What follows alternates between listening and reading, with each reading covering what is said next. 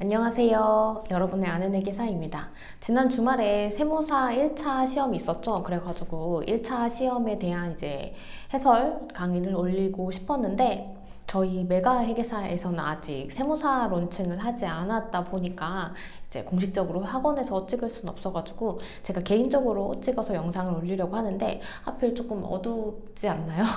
회의실 조명도 나갔고 하다 보니까 악조건 속에서 조금 촬영을 하게 되었습니다.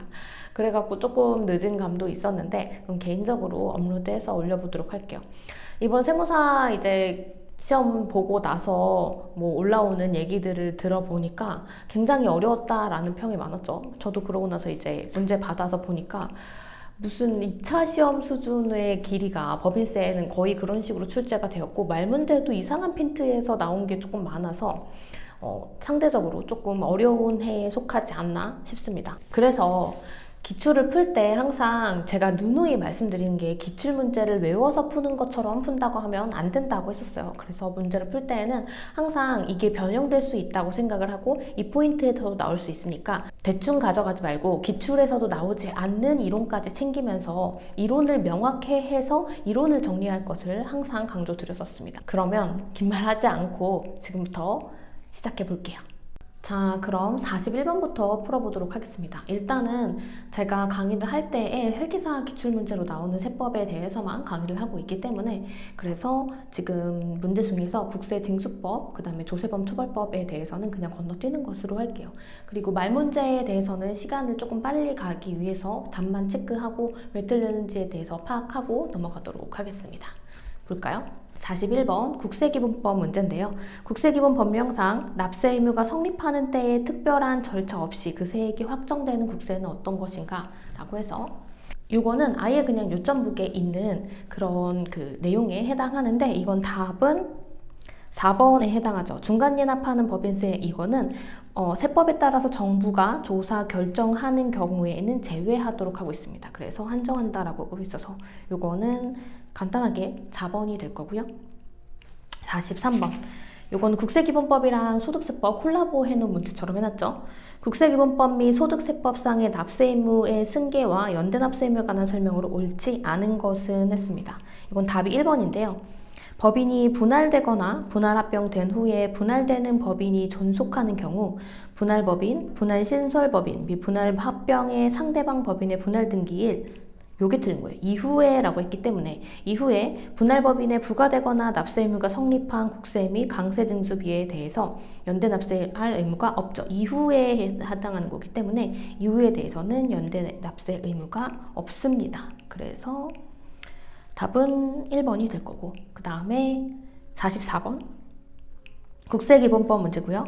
국세기본법상 심사청구에 관한 설명을 옳지 않은 것은 해서 요거는 진짜 좀 장난친 문제 5번이 답인데 요거 기각이나 각하 이런 거에 대한 용어의 정의를 네가 알고 있느냐를 물어보는 문제가 되겠죠. 그래서 5번이 심사청구의 대상이 되는 처분의 권리나 이익이 침해되지 않는 경우 그 심사청구 이유가 없다고 인정되므로 청구인의 주장을 받아들이지 아니하는 이거는 각하 결정을 하는 거라서 틀린 거 답은 5번 되겠습니다.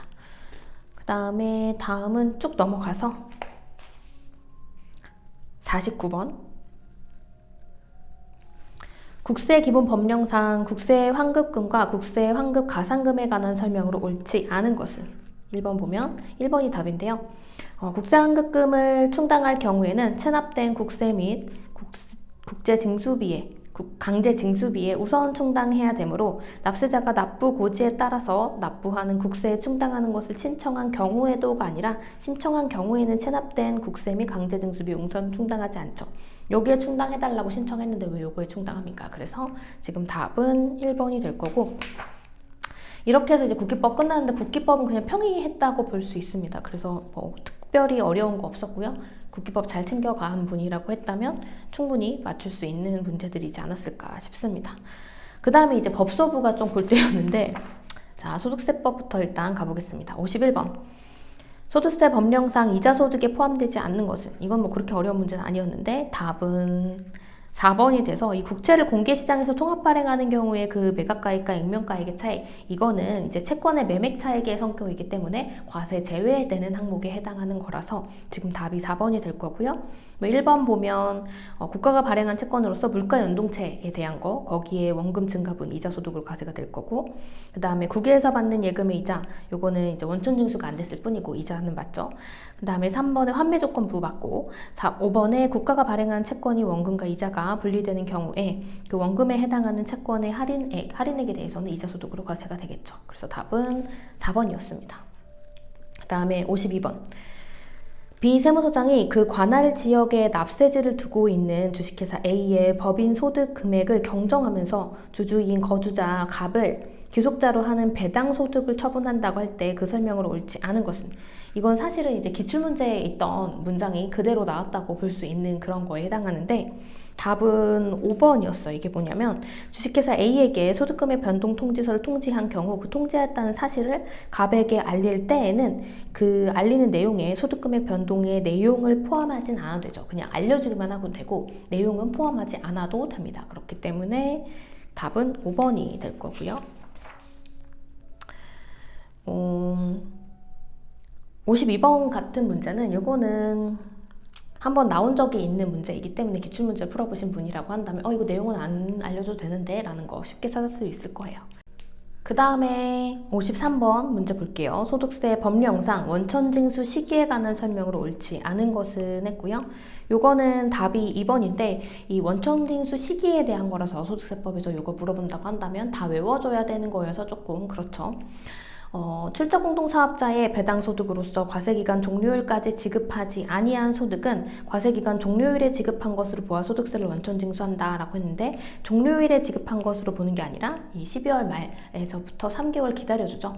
그래서 4월 10일까지 원천징수해서 납부해야 되는 것이기 때문에 종료일이 아니라 3개월이 되는 날이라서 이게 답인 2번이 될 겁니다. 그 다음 54번. 소득세 법령상 기타 소득에 관한 설명으로 옳지 않은 것은, 뒤에 보시면 이제 기타 소득에 대한 문제가 나오는데 여기에 말 문제가 또 있습니다.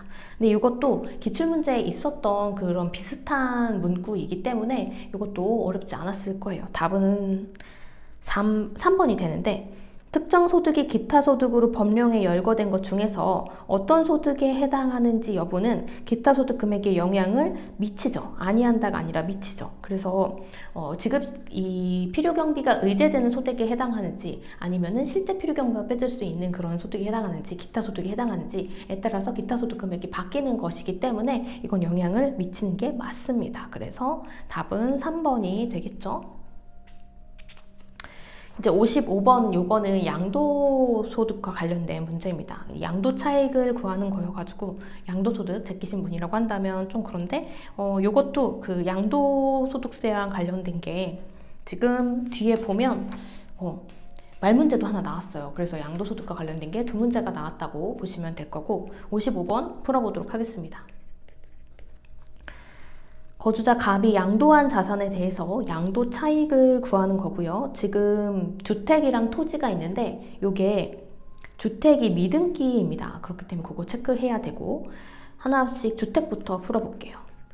주택부터.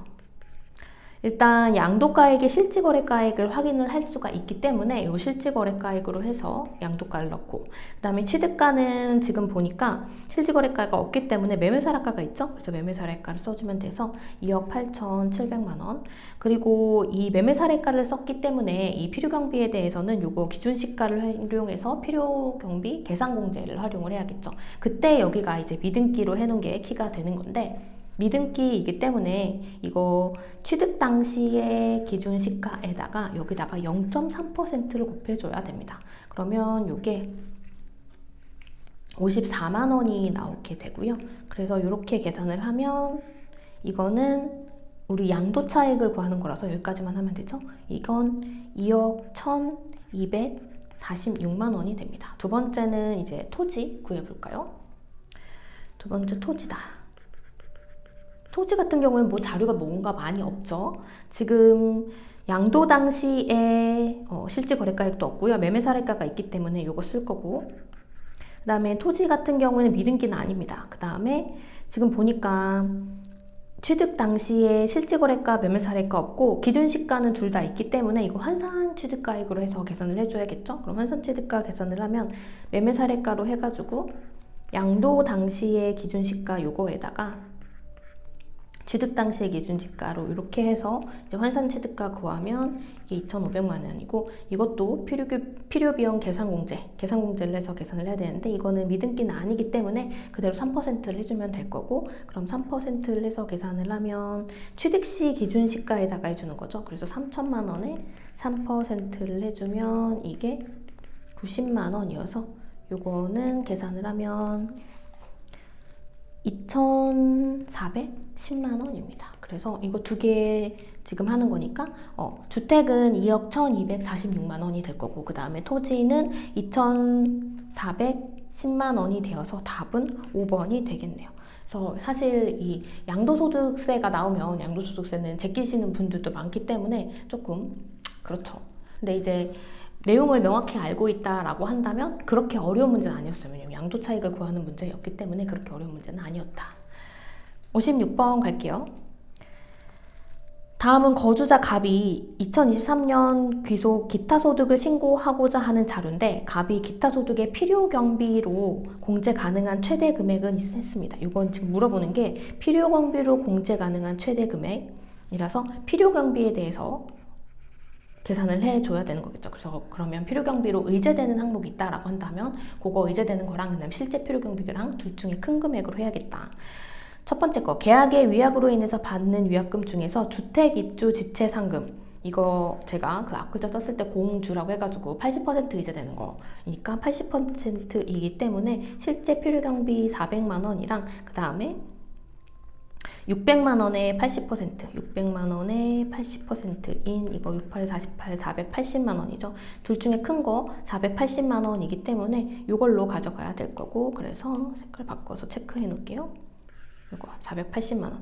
두 번째, 고용관계 없이 일시적인 다수인에게 강연을 하고 받은 강연료 300만 원에 대해서 요거는 60% 필요경비 의제 대상이죠. 그러니까 둘 중에 큰 거 해서 300만 원을 받았기 때문에 300만 원에 60% 하면 180만 원이어서 둘 중에 큰 거는 요거는 180만 원이 되겠네요.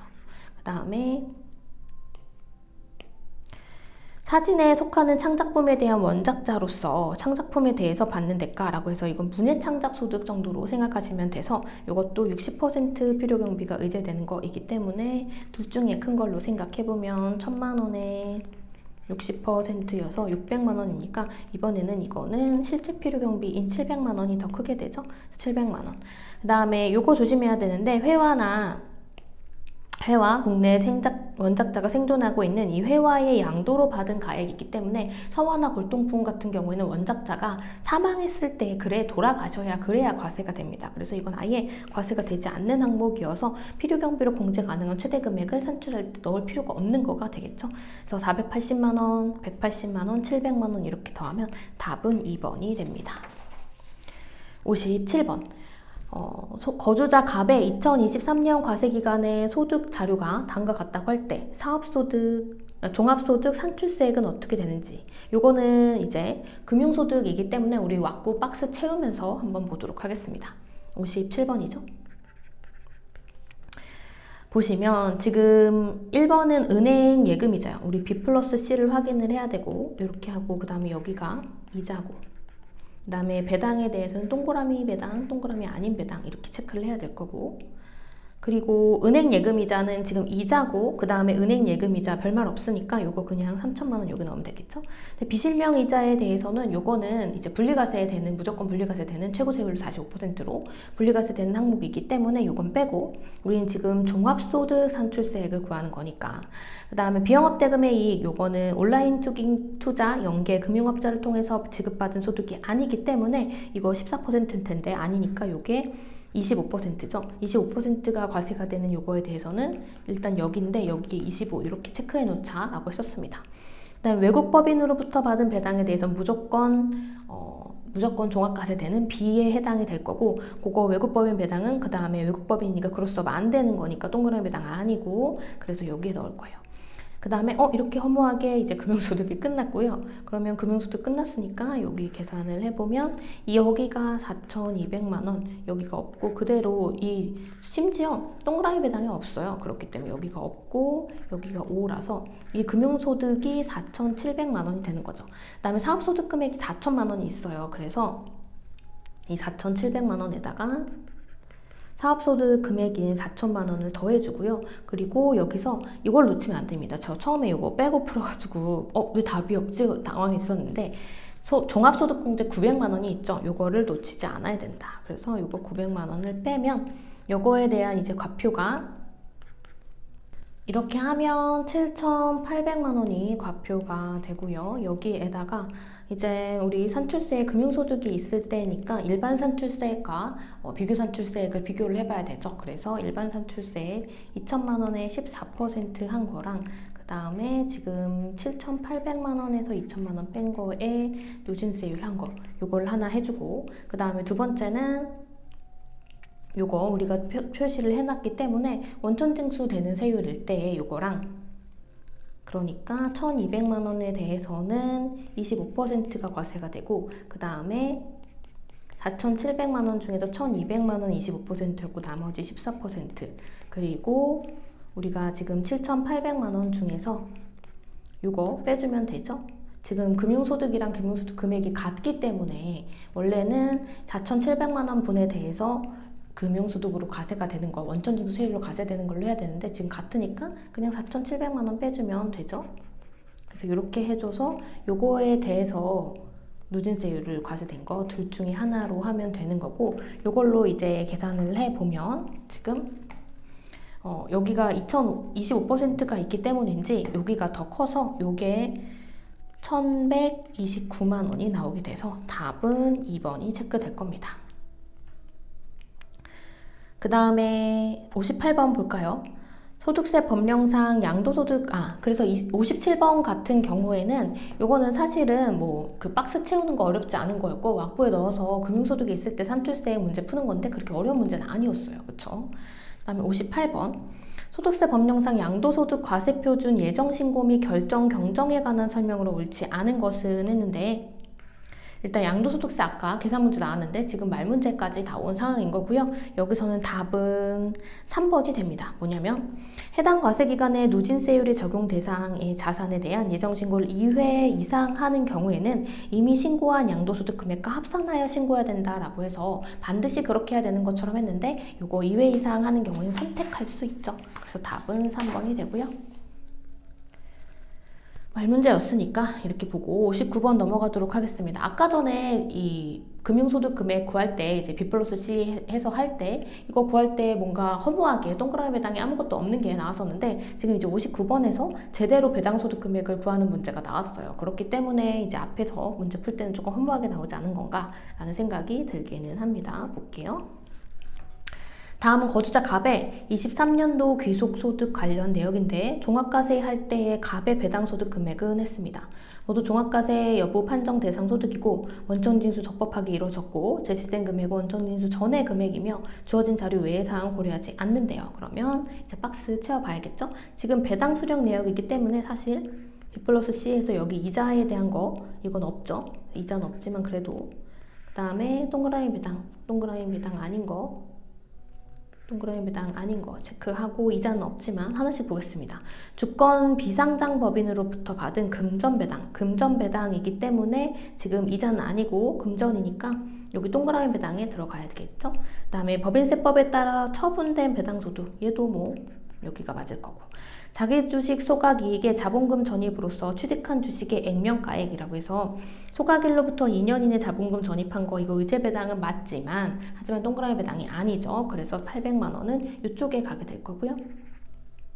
외국법인으로부터 받은 배당소득은 동그라미 배당 아니고 그리고 원천징수 안 했으니까 무조건 종합과세 그래서 B가 될 거고 여기 300만 원.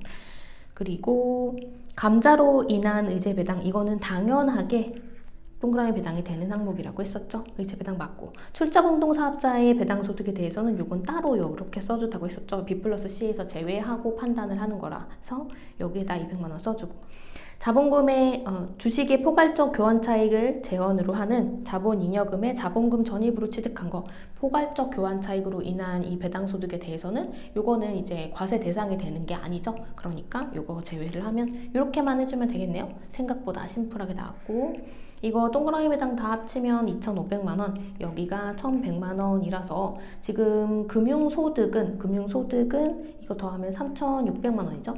그럼 3,600만 원은 2천만 원 B 플러스 C가 지금 B 플러스 C를 판단할 때 얘는 제외하고 판단을 해서 3,600만 원이 2천만 원을 초과하기 때문에 2천만 원에 대해서는 14%, 2천만 원을 초과하는 분에 대해서는 누진세율로 과세가 되죠. 에다가 귀속법인세 가산을 해줘야 되죠. 그렇게 해서 귀속법인세 가산을 해줘 보면 동그라미 배당 그대로 갖다 쓰면 되죠. 2,500만 원이랑 그 다음에 3,600만 원에서 2,500만 원 뺀 거, 요게 1,600만 원인데 둘 중에 작은 거에다가 11% 곱해주죠. 그러면 작은 게 지금 1,600만 원이라서 여기다 11% 곱한 거 3,600만 원에 더해주면 안 쳐놨네요. 1,600만 원에 11%한 거를 3,600만 원에 더해주면 3,776만 원이 나옵니다.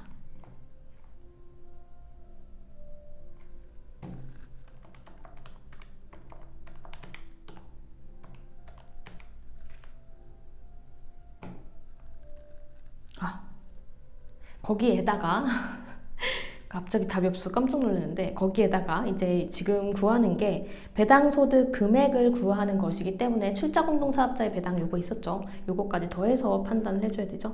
갑자기 머릿속에 하얘졌어요. 200만 원 더하면 3,976만 원이라서 답은 1번. 뭐 어렵지 않게 정형화된 문제로 풀 수 있었을 것 같고요. 그 다음에 60번. 소득세 법령상 거주사 갑이 배우자 및 직계 존비속이 아닌 특수관계인에게 23년 3월 1일에 자산을 증여한 다음에 그 자산을 증여받은 자가 그 증여일로부터 10년 이내에 다시 타인에게 양도한 경우에 관한 설명으로 옳은 것은 했습니다. 일단 이거는 답은 2번이 될 건데요. 이건 이거죠. 그 증여 후에 특수관계자한테 증여 후에 양도할 때 그 우회 양도에 대한 걸로 요거 10년 개정된 거에 대한 거 문제가 나온 거고, 그다음에 갑이 자산을 직접 양도하는 것으로 보는 경우 그 양도소득에 대해서 각각 증여받은 자가 연대해서 납세 의무를 진다라고 해서 연대 납세 의무가 있기 때문에 답은 2번이 될 겁니다. 일단 소득세법 이렇게 해서 다 풀었고요. 소득세법 문제는 그렇게 엄청나게 문제가 크다거나 그런 문제는 없었지만 일단 양도소득이 두 문제가 나왔기 때문에 양도소득을 제꼈다 한다면 조금 당황할 수 있는 그런 문제들이 있었죠. 그러면 이제 61번으로 가서 법인세법 문제 풀어보도록 하겠습니다.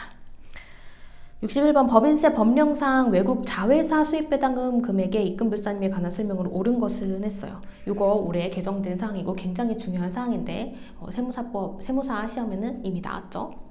보면 내국법인이 해당 법인이 출자한 외국 자회사로부터 받은 수입배당금 금액은 각 사업연도 소득금액을 계산할 때 입금에 산입하지 아니한다라고 해서 5% 정도는 필요경비로 인정이 될 거고 95%에 대해서는 수입배당금 입금불산입으로 이중과세 조정을 해주니까 결국 다 면제해주는 제도다, 그런 식으로 말을 했었죠. 그런데 여기서 이제 법령에 따른 간접 투자회사 등을 포함한다라고 하고 있는데 요거는 직접 투자한 거에 대해서만 하고 있기 때문에 포함한다라고 해서 요게 틀린 겁니다. 그리고 2번 내국법인이 수입배당금 입금불산입을 할 수 있는 외국 자회사라는 것은 내국법인이 의결권이 있는 발행주식 총수의 100분의 1을 초과하고 출자하고 있는 외국법인을 말한다라고 해서 이거 1%라고 해서 이거 틀린 거죠. 10%가 맞는 거죠. 그리고 해외 자원개발에서 하면 뭐 5%가 있었고, 그다음 3번 국제 조세 조정에 관한 법률에 따라서 특정 외국법인의 유보소득에 대해서 내국법인이 배당받은 것으로 보는 금액에 대해서 요거는 수입배당금 입금불산입을 적용하지 않는 대상에 해당하기 때문에 각 사업연도 소득금액을 계산할 때 입금에 산입하지 아니한다라고 했는데 입금불산입을 안 하는 거니까 결국 입금에 산입한다는 얘기죠. 그래서 틀렸죠. 4번 내국법인이 적격합병에 따라서 다른 내국법인이 보유하고 있던 외국 자회사 주식 등을 승계받았을 때에는 그 승계 전에 다른 내국법인이 외국 자회사 주식 등을 취득한 때로부터 해당 주식을 보유한 것으로 본다라고 해서 이게 맞는 문장이고, 만약에 이제 적격합병에 대해서 이런 거 몰랐다고 할지라도 이제 5번까지 읽어보면 명백하게 틀린 문장을 보였었기 때문에 4번으로 체크할 수 있어야 합니다. 그래서 5번 혼성금융상품, 요거 이 위에서 3번에서 있었던 이 배당법인 것으로 보는 금액, 특정 외국 법인 요거랑 비슷한 성격으로 이 혼성금융상품 같은 경우에도 외국에서는 이자 비용으로 처리되고 국내에서는 배당소득으로 과세가 돼서 수익배당금 입금불산이 되면 이제 외국에서는 비용 처리, 여기서도 입금불산이 되면 둘 다 과세가 되지 않는 것에 해당하니까 그래서 요거에 대해서는 수익배당금 입금불산입을 제외하는 거죠. 그러니까 입금에 산입하지 않는다가 아니라 입금에 산입한다라는 거겠죠. 그래서 답은 4번이었습니다. 오, 이게 처음에 엄청 깜짝 놀랐는데 이게 거의 약간 2차 문제 스타일인 거죠. 2차 문제 스타일로 이렇게 아예 이 페이지 전체가 이 한 문제가 돼서 굉장히 놀랐을 거고 일단 이런 문제를 봤으면 제껴야 되는 게 맞습니다. 근데 풀자고 한다면 한 가지만 놓치지 않았다면 그렇게 어려운 문제는 아니었을 거예요. 뭐였냐면 62번 볼게요.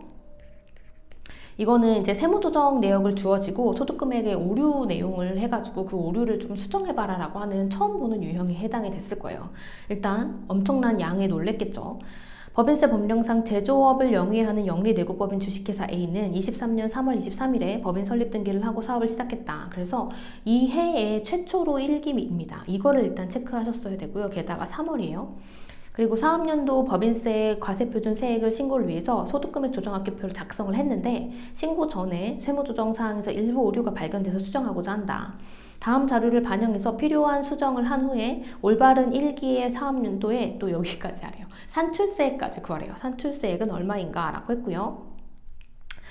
주식회사 A는 중소기업 아니고 주어진 자료 이해 고려할 사항 없고 그래서 1번 오류 수정 전에 전 제1기의 각 사업연도 소득 금액이 3억 4백만 원이라고 했습니다. 일단 3억 4백만 원에서 시작을 해야 될 거예요. 여기서 시작을 하는데 먼저 세무조정 내역에 토지를 양도 후에 2023년 12월 30일에 소유권 이전 등기를 완료했는데 이 결산일 현재 대금이 청산되지 않아가지고 처분 손실을 송금 불산입했대요. 근데 요거 유형자산 처분과 같은 경우에는 수입 시기가 세 날 중에 빠른 날이기 때문에 소유권 이전 등기 먼저 했으니까 이때가 수입 시기가 맞아서 요때에 유형자산 처분 손실 인식하는 게 맞는데 지금 처분 손실을 계산을 해놓고 송금 불산입을 했으니까 송금 불산입이 아니라 송금에 산입되는 게 맞다. 그렇기 때문에 마이너스 400만 원 해줘야겠죠. 두 번째 2023년 11월 1일에 채무자의 부도가 발생한 채권에 대해서 결산상 대손 처리한 금액을 부도이기 때문에 부도 플러스 6개월인데 지금 6개월이 경과하지 않았기 때문에 이거 대손상각비 처리한 거 송금 불산입한 거 잘한 거죠.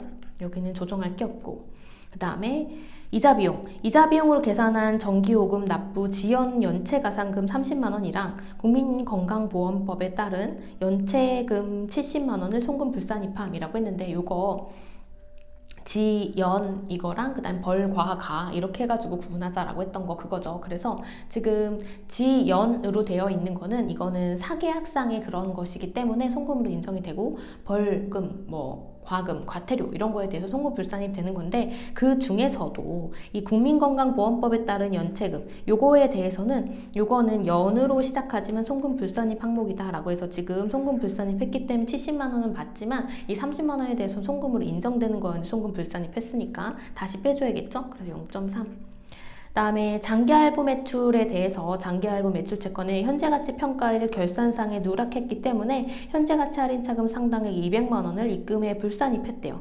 이 장기할부 판매에 대해서 장기 연불 거래일 때 현재가치를 인정해 주는 건 북에서 했기 때문에 인정을 해주는 거지. 이게 북에서 이렇게 현재가치로 처리하려고 했는데 북에서 처리하지 않아서 이거를 신고 조정으로 이렇게 산입하는 사항은 아닙니다. 그렇기 때문에 이 200만 원에서 입금 불산입한 거에 대해서 다시 더해줘야 될 거고요.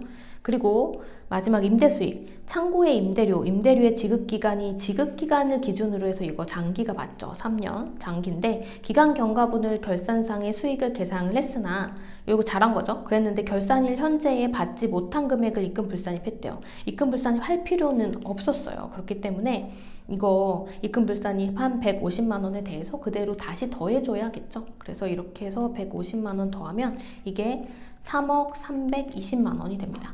그럼 이제 여기서 다 했다 라고 해서 3억 320만 원에 대해서 이제 그 개정된 세율까지 반영을 해서 2억까지는 9%, 2억 초과하는 부대에 대해서는 19% 해가지고 계산하면 망하겠죠. 왜냐면 아까 전에 우리가 여기 1기라고 했기 때문에 1기에 그 사업연도가 1년 미만일 때에는 이거 1년인 걸로 환산을 해준 다음에 다시 12분의 월수로 해줘가지고 해야 되겠죠. 그래서 이거는 3억 320만 원에다가 지금 3월에 시작했기 때문에 10분의 12 해서 세율을 해주고 이렇게 한 다음에 다시 12분의 10을 해서 계산을 해줘야 됩니다. 그래서 그렇게 계산을 하면 답이 5번이 나와요. 그래서 이거는 사실 오류 수정을 하는 신유형을 하는 것도 쉽지 않았을 거고 거기에다가 세액까지 계산하라고 했는데 거기에다 이걸 또 고려를 해야 됐다.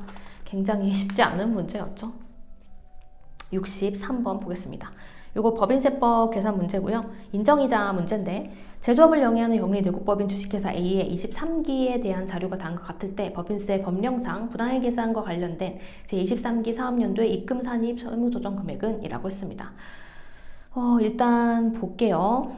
대표이사, 전무이사, 상무이사가 있고요. 이렇게 약정액도 있고 그 다음에 2번에 주식회사 A의 제23기 사업연도 차입금에 대해서 주어져 있는데 이거 우리 인정이자를 계산을 할 때에는 원칙이 가중평균 차입이자율이고 가중평균 차입이자율을 계산을 할 때에는 그거는 우리가 이제 대여일 현재 부담하고 있는 이자 비용에 대해서 계산을 하는 거라서 보시면 지금 B은행, C은행, 주식회사 D로부터 빌린 게 있는데 특수관계인에 대한 차입금은 거기 들어가지 않는 거고 시가이자율에 들어가지 않고 그리고 B은행 같은 경우에 22년 3월 1일부터 1년간 차입하고 있는 거라서 1년간이면 23년 3월 1일이라고 봤을 때 그랬을 때 대충 봤을 때 그렇게 봤을 때 지금 여기가 23년 7월 제일 빠른 게 4월 1일부터죠. 그렇기 때문에 요 이자에 대해서는 대여일 현재에 부담하고 있는 이자 비용이 아닙니다. 그러니까 결국 가중평균 할 것도 없이 요거 3%를 해가지고 시가이자율을 적용을 하면 되는 거고요.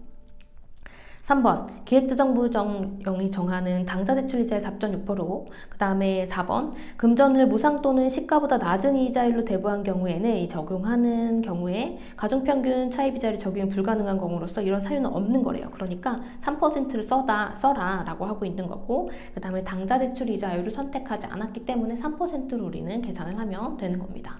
그래서 1년은 365일이고 그러면 대표이사부터 하나씩 해야 되는데 여기에서는 이제 중요한 점이 하나 더 있죠. 63번에 대해서 대표이사부터 볼 건데요. 금액은 5천만 원이고요. 그 다음에 3%가 시가이자율이고 요거 그 일수 고려해줘서 184일 그리고 365분의 1 해주는데 그 다음에 약정한 이자가 있기 때문에 이렇게 해서 하면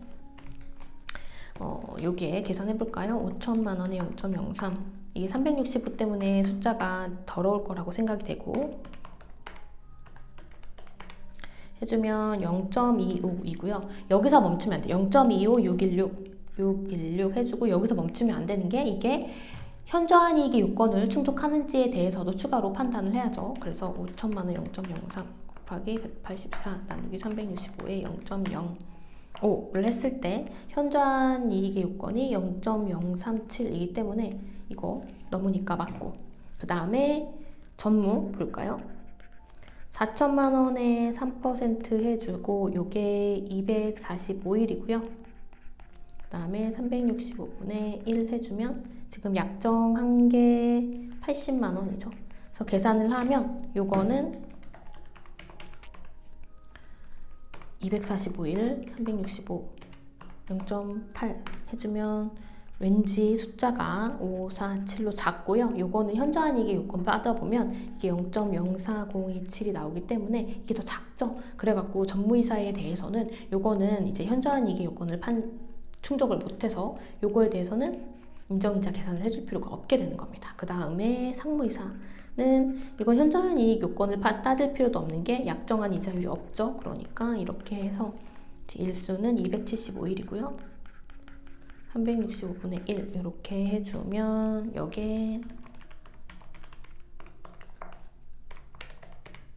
하면 0.678082 어쩌고 나옵니다. 그래가지고 숫자가 좀 더러운데 이걸 다 합치면 이제 93만 4,246원이 돼서 답은 1번이 되겠습니다.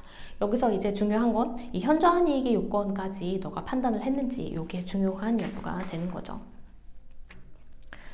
64번 가겠습니다. 저 64번 보고 진짜 깜짝 놀랐는데 우리가 접대비 문제를 풀 때는 일단 사회적인 약속이라는 것이 있는데 교수님이 이 사회적인 약속을 깨버리셨어요. 어떤 거였냐면 볼게요. 64번 영리내국법인 주식회사 A는 제조업을 영위하는 중소기업이다. 일단 접대비 문제로 보이니까 중소기업인 거 중요하죠. 주식회사 A의 제23기 사업연도에 대한 자료가 다음과 같을 때 법인세 법령상의 접대비에 대한 송금불산이 금액 중에서 기타 사회 유출로 소득 처분한 금액의 합계는 일단 물어보는 것 자체가 또 기타 사회 유출로 소득 처분되는 금액의 합계라서 요거 세무조정이 나왔을 때 기타 사회 유출만 합쳐가지고 하자라는 거 주의해야 되고 자, 하나씩 보겠습니다. 일단 한도 비교 대상이 되는 접대비를 구해줘야 될 거고요. 지금 복리후생비 300만 원이 있는데 주식회사 A의 직원이 조직한 이 조합인데 외부의 법인이기 때문에 요거에 대해서는 접대비로 처리를 해야 되죠. 복리후생비로 처리되어 있는 거 그대로 넣어줄 거고. 그다음에 원활한 업무 진행을 하기 위해서 객관적으로 정당한 사유 없이 거래처와의 약정에 의해서 채권을 포기하고 이를 비용으로 계산한 금액에 대해서는 이건 정당한 사유가 없고 특수관계인 아니고 그래서 이거는 접대비에 가산해줘야 되고요. 그다음에 대표이사의 결혼식 하객 식사비 1,500만 원이 포함된 이 접대비 2억 2,500만 원이 있는데 일단 2억 2,500만 원 넣어주고 이거는 대표이사의 개인적인 비용이죠. 그렇기 때문에 송금불산이 상여 처리해야 됐었을 거예요. 그래서 여기서 1,500만 원 빼주고 여기 기타 사유출로 소득 처분되는 거 구하는 거기 때문에 일단 여기엔 영향이 없기는 하지만 그 다음에 계속 읽겠습니다. 상기 손익계산서 상의 접대비 2억 2,500만 원은 모두 한 차례 접대에 지출한 금액이 3만 원을 초과하고 지출 증빙 서류가 없는 이 귀속 불분명 금액에 대한 500만 원 영수증을 500만 원이랑 그러면 이거는 송금불산이 아예 없으니까 상여죠. 이건 괜찮고 그 다음에 영수증을 수취하고 지출한 400만 원을 제외하고는 신용카드를 사용해서 지출했다. 그래서 받긴 받았는데 영수증인 거 이거는 송금불산이 기타 사유 유출이죠. 우리 지금 기타 사유 유출로 처분된 거 구하는 거니까 요거 이따가 잊지 말고 이 접대비 한도 초과에다가 가산을 해줘야 됩니다. 그리고 이제 이 2억 2,500만 원 중에는 일단 송금불산입으로 직부인된 거 이렇게 500만 원이랑 400만 원이 있었기 때문에 여기 추가로 반영을 해줘야 되고 그러면 이게 2억 1,400만 원입니다. 그 다음에 이제 세법상 한도 구해볼 건데 일단 또 여기서도 주의했어야 되죠. 이거 사업연도가 10월 말까지로 하고 있기 때문에 이거 기초 금액에다가 한도에다가 3,600만 원으로 시작하는 것은 물론이고 중소기업이니까 여기다가 12분의 10을 해줬어야 됩니다. 이거 포인트고 이거 그래서 12분의 10을 해주기 위해서 12분의 12인지를 항상 확인해주기 위해서 12분의 10이라도 12분의 12를 쓰는 습관을 들이자라고 했었죠. 그래서 여기다 넣어주고 그런 다음에 수익금액을 볼까요? 여기가 골 때리는 건데 보통 우리는 100억 그 다음에 500억 까지만 나오기로 해서 우리들만의 약속이 1000분의 3, 1000분의 2까지만 나오는 게 우리들의 약속이었는데 500억을 초과하는 게 나왔습니다. 그래갖고 그것까지 고려를 해줘야 돼요. 게다가 특수관계자까지 있고요. 그러면 650억 원 중에서 이제 중단된 사업 부분에서 발생한 200억과 특수관계인 간의 거래에서 발생한 90억 원이 포함되어 있는데 중단 사업 부분에서 발생한 것에 대해서도 그냥 일반 수익 금액으로 보는 거죠. 그래가지고 계산을 해주면 일단 100억에 대해서 1000분의 3 해주고 그 다음에 400억에 대해서 1000분의 2 해주고요. 그러고 나서 이거 우리가 이제 지금 일반 수익 금액이랑 특수로 나눠보면 650억에 대해서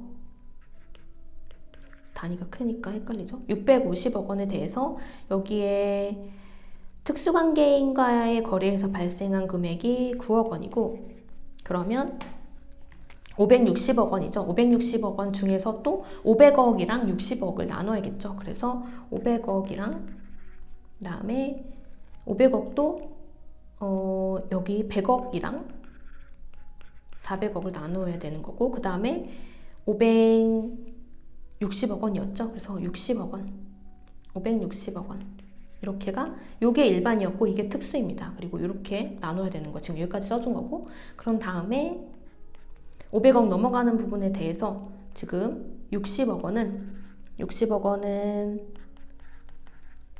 1000분의 0.3 여기까지 내시다니 정말 너무하셔죠, 그쵸?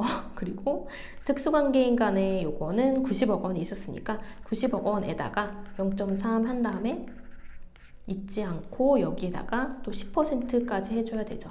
그래서 이제 텍스상의 한도를 구하면 이게 1억 4,207만 원이 나옵니다. 142.07이 나오기 때문에 지금 한도 초과는 71.93 해서 송금불산이 기타 사유출이 나오고요. 우리가 잊지 않아야 되는 게 여기 400만 원 있었죠. 요거 잊지 않고 그 다음에 여기에 가산을 해주면 기타 사유출로 처리가 되는 게 지금 7,593만 원이 되어서 답은 1번이 될 겁니다. 일단 이 400만 원을 다시 고려하는 거 놓치지 않았어야 되고, 놓치지 않았다고 하더라도 답이 없어요. 그러니까 아 맞다 400만 원 해서 아마 가산을 해줬어야 될 거고, 그 다음에 이렇게 접대비에서 한도 비교 대상이 되는 접대비에서 고려할 것도 너무 많았고, 거기에다가 한도 비교 대상 접대비에서 고려할 것도 많은 데다가 그 다음에 수익 금액이 여기 넘어가 버렸죠.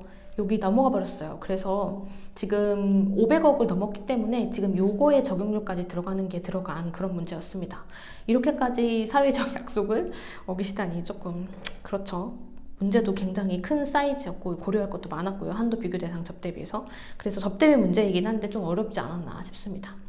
그러면서 이제 교수님이 기회를 주셨어요. 65번 문제에서 영리내국법인 주식회사 A는 23기 사업연도 중에 보유하던 토지 B를 50%를 양도했는데 토지 B에 대한 자료가 다음과 같을 경우에 해당 토지의 양도에 대한 23기 사업연도 법인세 법령상 세무조정 내역 및 금액은 했습니다. 이걸 봤을 때 갑자기 뭐지 싶었어요. 왜냐면 너무 간단했기 때문에. 이걸 양도한 거에 대해서 세무조정을 해라 라고 했는데 기초유부가 있고, 그리고 여기 기준이 이게 없기 때문에 그대로 이렇게 되어 있죠. 그리고 23기에 얼만큼을 양도를 했냐면 50%를 양도했대요. 그래서 이게 키가 될 거라서 이제 유보에 대해서 추인을 해주면 되는데, 처분은 명백한 소멸 사건이기 때문에 유보 추인을 해주면 되는데, 만약에 전부 소멸하지 않았으면 소멸하는 비율만큼 추인을 해줘야 되죠. 그러니까 700만 원에 반띵인 350만 원에 대해서 추인을 해주게 될 거고, 그러면 350만 원 입금불산이 입해서 답은 4번이 간편하게 나오는 그런 문제였습니다. 66번. 다음은 법인세 법령상 중소기업에 해당하는 영리내국법인에 대해서, 이것도 조금 깜짝 놀랐어요. 뭐 이렇게 푸는 문제가 있지 싶었던 신유형이었는데, 저는 처음에 이게 기부금 문제인 줄 알았습니다. 그래서 기부금을 이제 분류를 해야겠다라는 생각을 하면서 이제 읽었죠. 그래서 기부금 이번에 이름 바뀌었으니까 내셨구나 라고 하면서 읽고 있는데, 23기 사업연도의 법인세 과세표준 및 세액조정계산서에 들어갈 기부금 한도 초과액은 이라고 했기 때문에, 그래서 기부금 문제다 그랬을 때 이제 전기 및 단기의 과세표준 및 세액은 적법하게 신고했고 기부금 한도 초과 2월에 송금 산입은 없는 것으로 가정하고 주어진 자료 이행 고려하지 않는데요.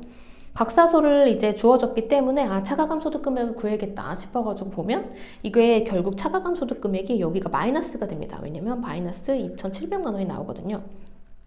그러고 나서 갑자기 주식회사 A는 제23기 사업연도에 세무상 결손금이 발생했대요. 지금 23기인데 결손금이 발생해서 발생한 결손금 전액에 대해서 소급공제를 받는데요. 갑자기?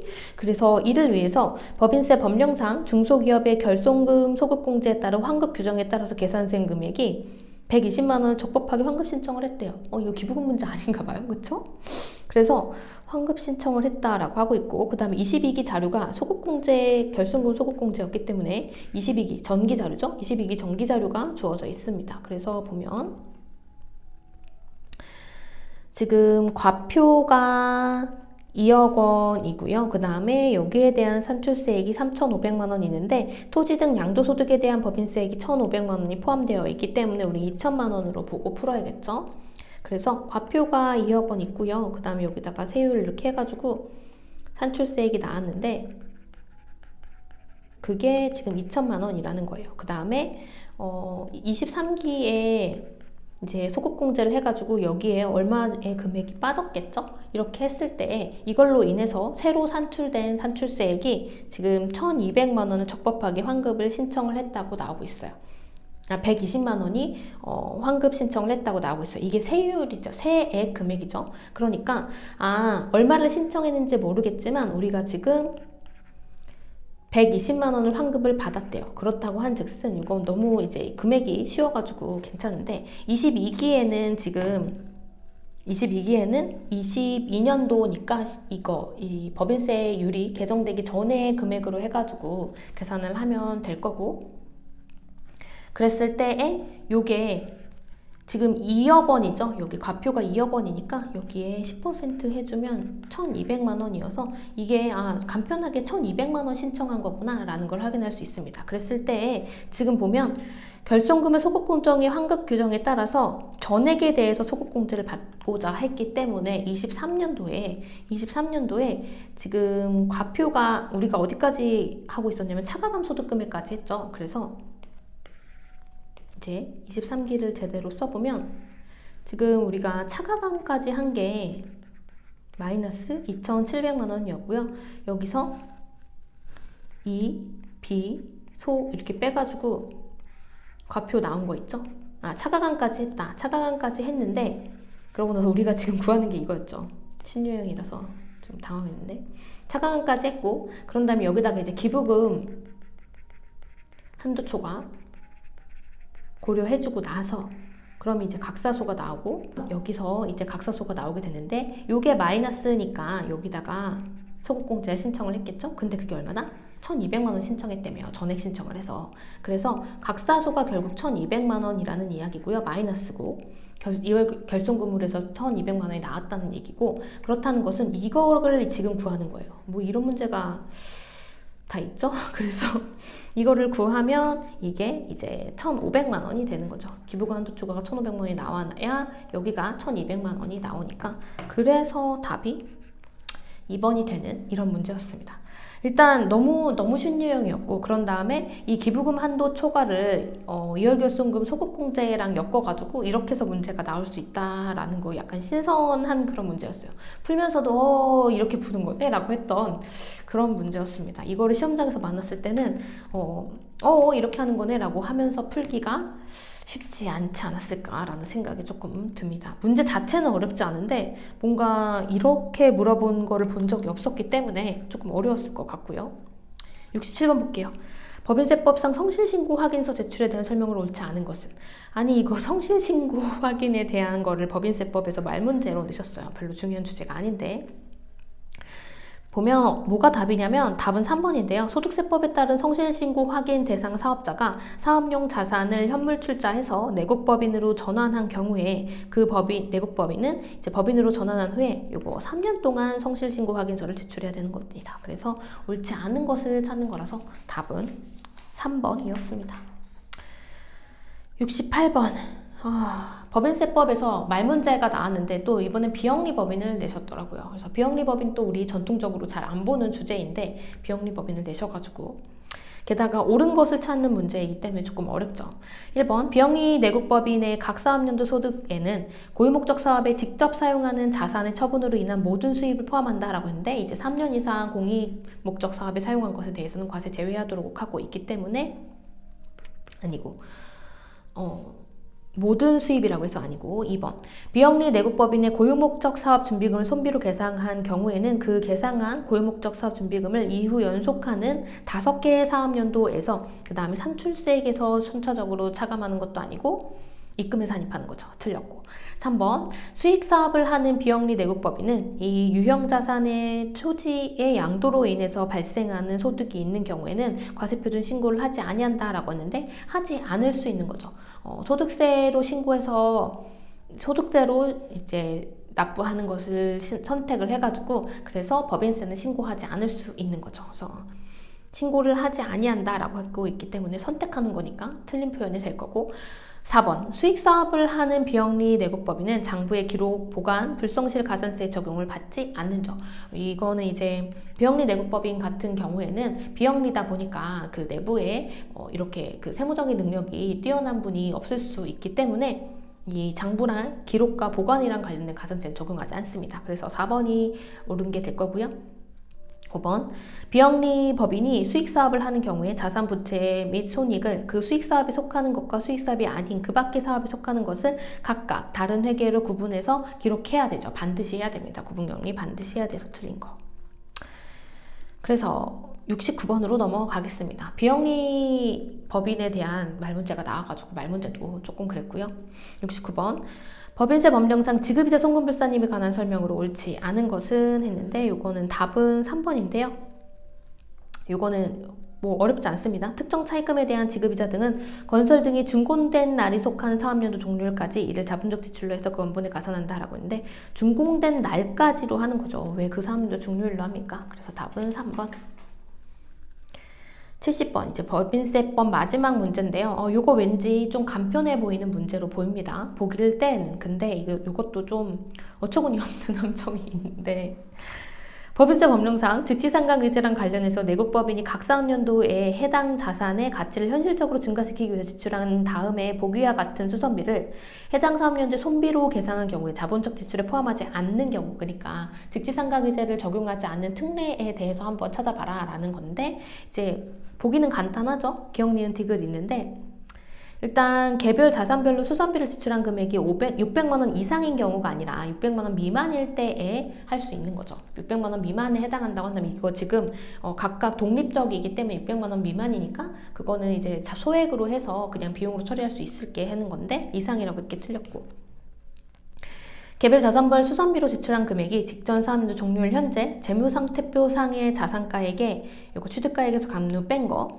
요거의 100분의 5에 미달하는 경우 요거라고 한다면 요거는 이제 손익으로 계산했을 때 오케이 해주는 항목이죠. 그래서 리은은 맞고, 3년의 기간마다 주기적인 수선을 위하여 지출하는 경우라고 했는데 이거는 얼핏 봐서 맞는 문장 같지만 3년 미만이 기간마다 주기적인 수선을 위해서 지출하는 경우일 때 그때에 이제 비용으로 계산해주면 특례로 인정을 해주는 거죠. 그래서 여기서는 지금 3번이 요거 미만이라는 말이 들어가지 않았기 때문에 틀렸습니다.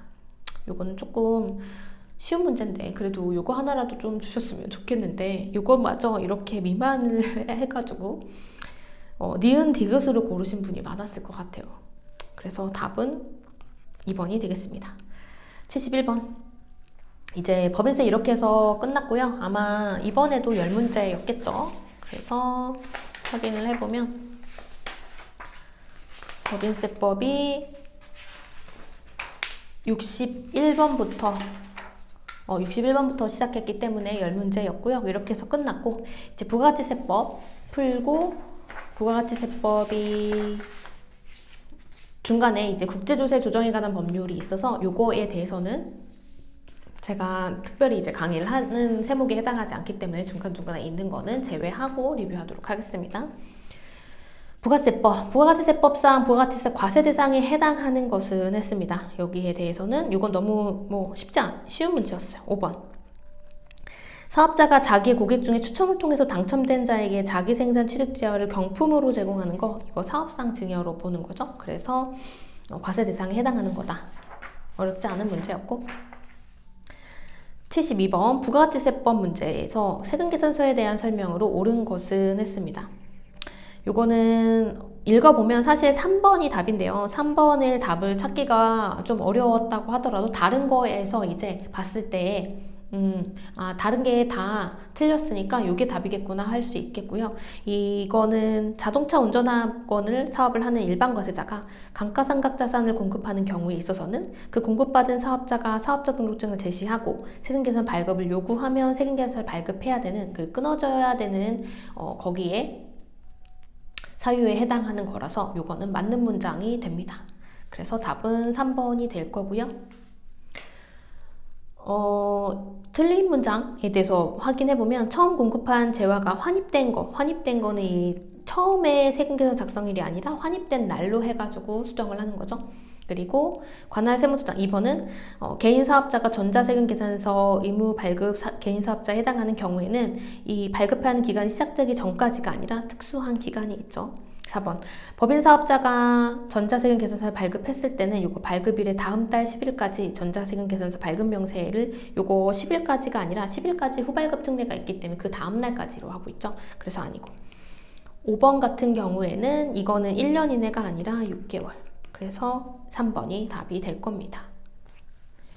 73번 넘어가고요. 74번. 부가가치세법상 부가가치세 납세 의무가 없는 것은 이라고 했는데 이것도 좀 그렇죠. 일단 1번이 답이 되는데요. 이거는 이제 토사석을 일시적으로 판매하는 경우에 대해서 아예 비과세하고 있어서 이렇게 납세 의무자가 되지 않습니다.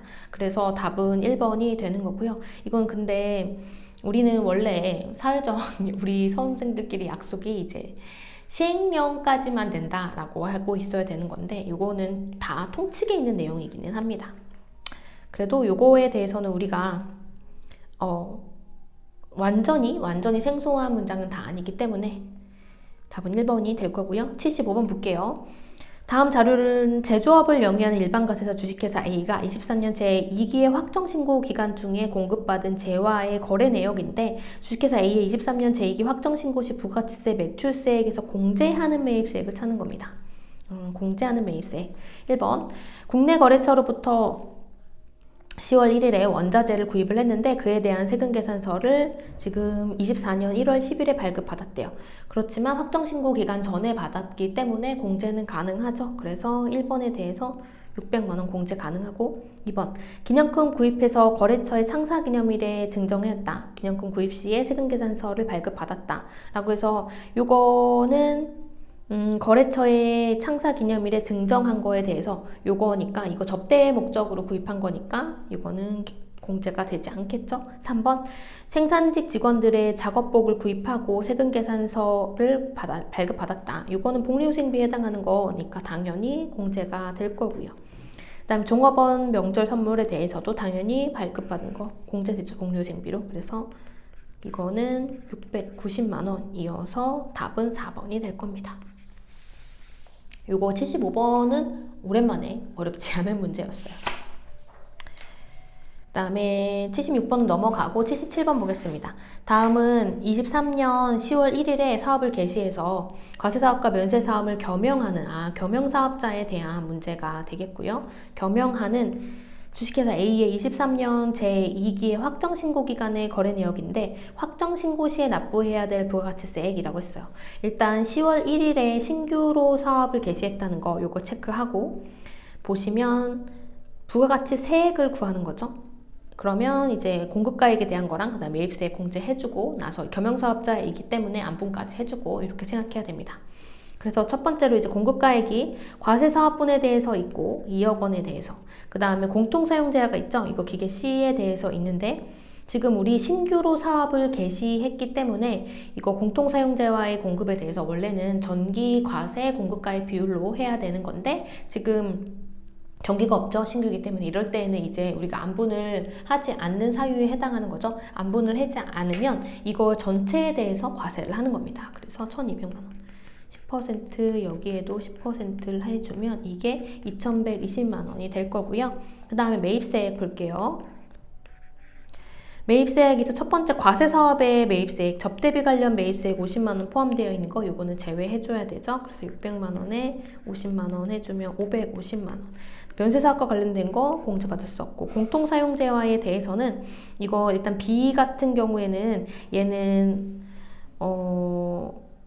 지금 매입을 한 거니까 이거 매입세액이고요. 450만 원에 대해서 안분해서 공제받으면 되고 매입은 단기 비율이죠. 단기 비율을 할 때에는 공통사용재화에 대한 공급분에 대한 거 이건 제외하고 이 두 개에서 비율로 해야 되죠. 그러면 과세 비율로 한다면 3분의 2가 될 거예요. 그래서 여기가 3분의 2가 될 거고 그 다음에 기계 C 같은 경우에 보시면 공급가액이 기계 C가 있습니다. 그래서 이 C를 제2 과세 기간 중에 이제 확정신고 기간 중에 샀다가 판 거죠. 그래서 그 기간 내에 동일한 기간 내에 샀다 팔은 것이기 때문에 이거 팔 때도 이게 전기 과세 공급가액 비율로 해가지고 했어야 됐는데 지금 전기가 없기 때문에 안분을 하지 않았고 그거에 대해서는 이것도 안분 배제 사유에 해당하는 거이죠. 그렇기 때문에 배제하니까 안분을 하지 않으니까 모두 공제를 받는 겁니다. 그래서 300만 원에 대해서는 모두 공제를 받는 거고 이렇게 해주면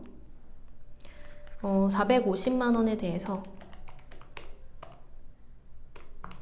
해주면 이게 300만 원이 될 거고요. 그 다음에 이 300만 원에 대해서 모두 공제를 하는 거다라고 해가지고 매입세액은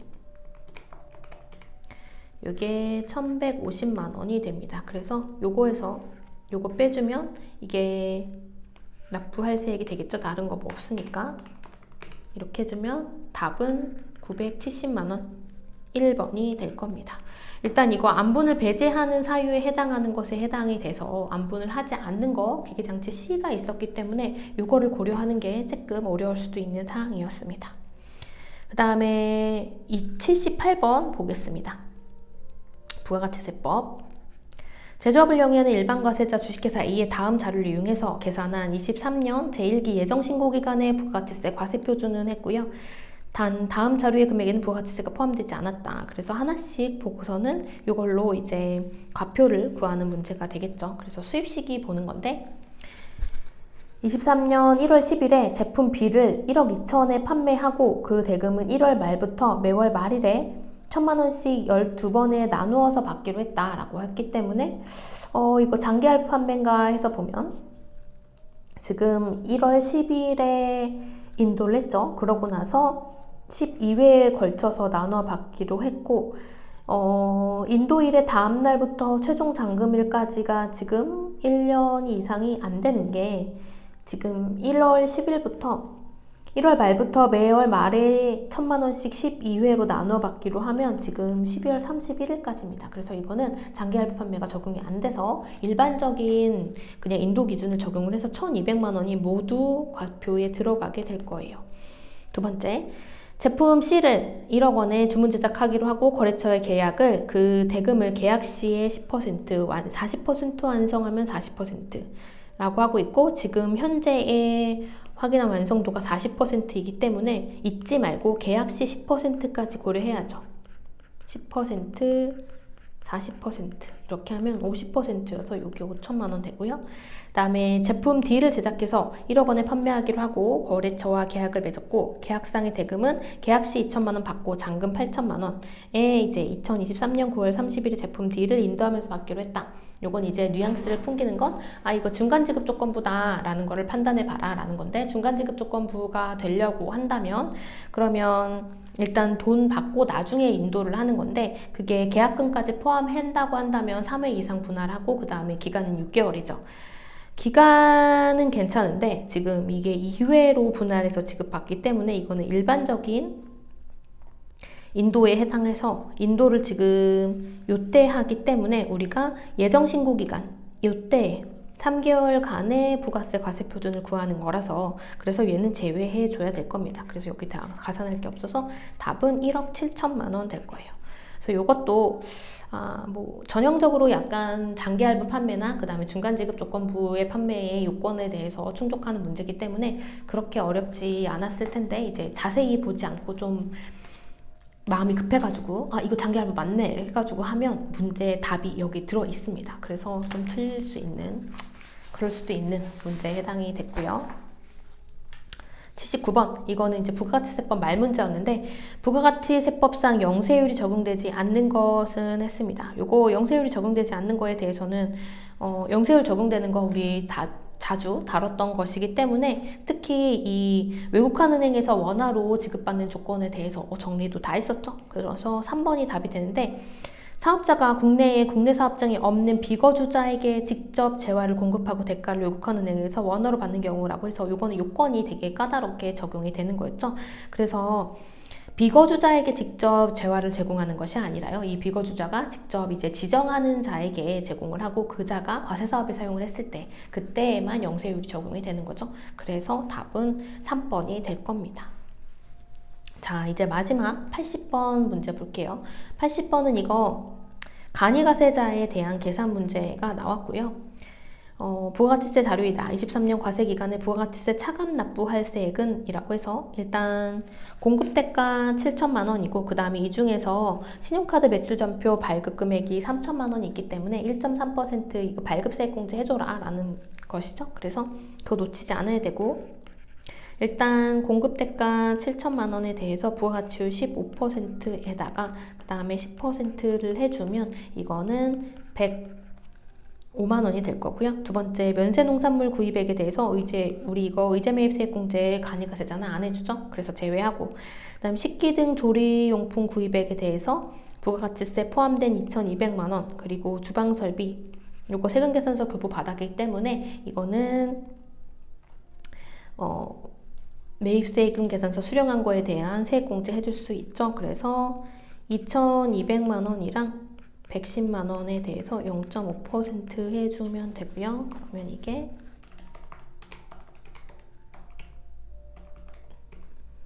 16만 5천 원이 됩니다. 그래서 여기 16만 5천 원이 될 거고, 그 다음에 다른 거 이거 놓치지 않아야 되죠. 이제 신용카드 매출점표 발급 금액은 3천만 원이기 때문에 3천만 원에다가 1.3% 해주면 이게 39만 원이 나오게 돼서요. 그러면 요거 다 해주면 요거에서 빼주면 요거밖에 없죠. 더 그럴 건 49만 5천 원이 되어서 답은 4번 요렇게 됩니다.